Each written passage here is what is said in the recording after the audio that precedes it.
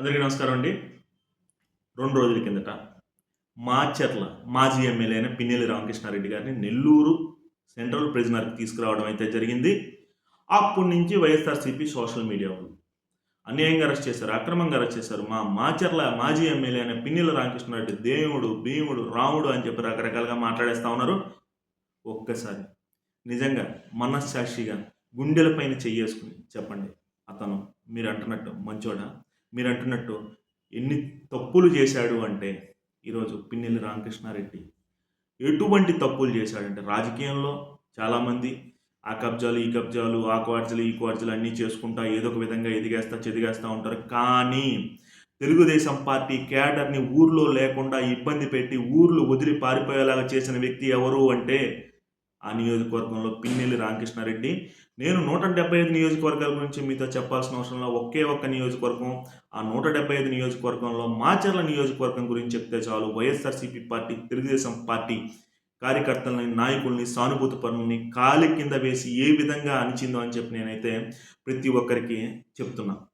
ఈరోజు ఏదైతే కంచర్ల జాలయ్య ఉన్నాడో, ఏదైతే తోట చంద్రయ్య ఉన్నాడో, వీళ్ళిద్దరినీ కూడా అమానుషంగా, కిరాతకంగా, అతి కిరాతకంగా చంపేయడం జరిగింది ఆ నియోజకవర్గంలో.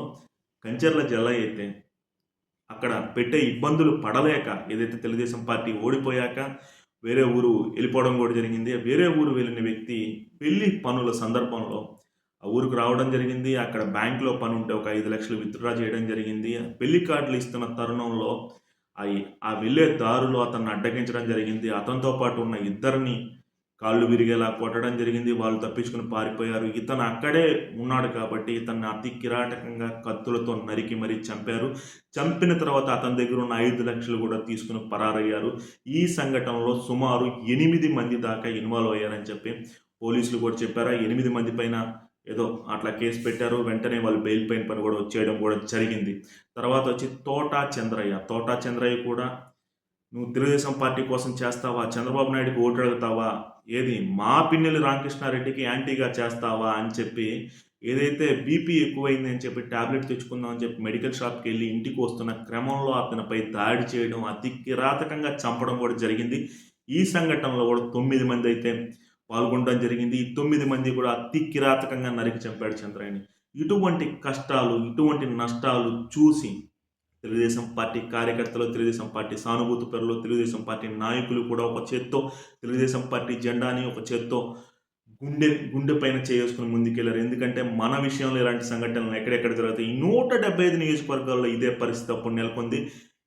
ఎటువంటి పరిస్థితి నెలకొందంటే ఇంట్లో నుంచి బయటికెళ్ళిన వ్యక్తి వస్తాడో రాడో అని చెప్పి చాలా భయాందోళనకి ఆ కుటుంబ సభ్యులు కూడా లోనయ్యారని చెప్పి నేనైతే చెప్తున్నా. అంతేకాకుండా పోలీసులు వచ్చి తీసుకెళ్ళి ఎక్కడ అనవసరమైన కేసులు పెట్టి లోపలేస్తారు అని చెప్పి చాలామంది భయపడ్డారు. అయినా సరే ఎక్కడా కూడా ప్రభుత్వ వ్యతిరేక విధానాలపై పోరాటం చేయడంలో వాళ్ళు వెనక్కి తగ్గిన ప్రసక్తే లేదు. తెలుగుదేశం పార్టీ వాళ్ళు అప్పుడు చూపిన చొరవ ఇప్పుడు వైసీపీ నాయకులు 1% కూడా చూపించలేదు. ఎందుకంటారా? వైసీపీ నాయకులకి లీడర్ అనేవాడు లేడు. అతనే వెళ్ళిపోయి ఎక్కడో దాక్కున్నాడు.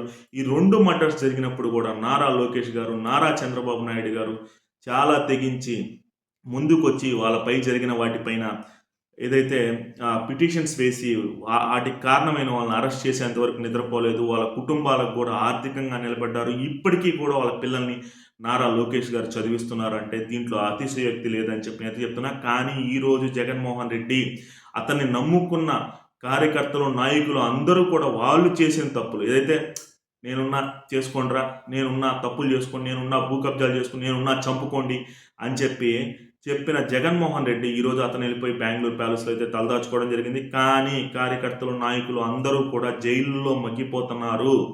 వాళ్ళ ఉసురు ఖచ్చితంగా జగన్మోహన్ రెడ్డి నీకైతే తగులుతుంది. కాబట్టి నువ్వు కూడా తొందరలోనే శ్రీకృష్ణ జన్మస్థానానికి అయితే వెళ్ళబోతున్నావు. ఇక నుంచైనా సరే తెలుగుదేశం పార్టీ ఇంతటి ఘన విజయం సాధించడానికి కారణం ఏంటంటే కార్యకర్తలకి నిరంతరం అండగా ఉంది.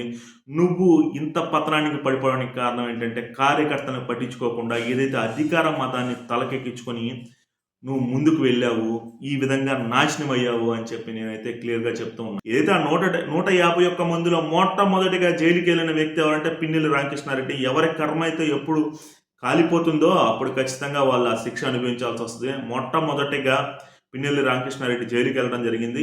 అవన్నీ శిక్షలు ఆ పక్కన పెట్టినా సరే ఏదైతే ఈవీఎం పగలగొట్టాడు అనే కేసులో జైలుకి వెళ్ళడం జరిగింది. ఈరోజు నేనేమంటున్నానంటే 100 గుడ్లను తిన్న రాబందు కూడా ఖచ్చితంగా ఒక గాలివానికి పడిపోద్ది.